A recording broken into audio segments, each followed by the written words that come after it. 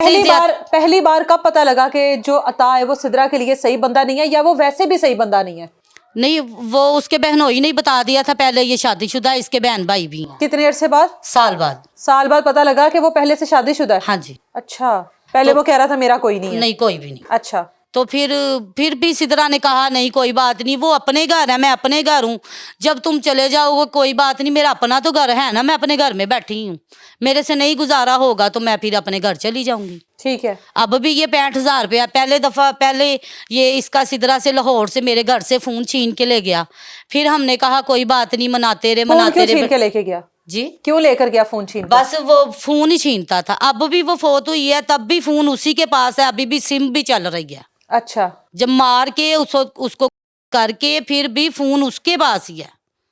जब तक हमें पता नहीं ना चला कि सिद्रा का इनको पता नहीं चला, तब तक फोन ऑन ही रहा है। सिद्रा की उसके साथ 3 साल शादी रही है। हाँ जी। इस 3 साल की शादी में आप लोगों ने क्या क्या कुछ देखा?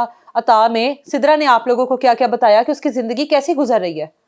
बस गरीब थी, गुजारा कर रही थी, कह रही थी कि मैंने अब तुम्हारे पास नहीं आना, तुमने बहुत टाइम मेरे लिए रख लिया, बहुत रखा मेरे पास, तुम्हारी अपनी भी लाइफ है, तुम्हारे बच्चे हैं, तुम कितनी देर मेरे से मुझे संभालोगी। बस ऐसी मुझे कोई बात नहीं बताती थी, परेशानी वाली तो कोई बात बताती ही नहीं थी।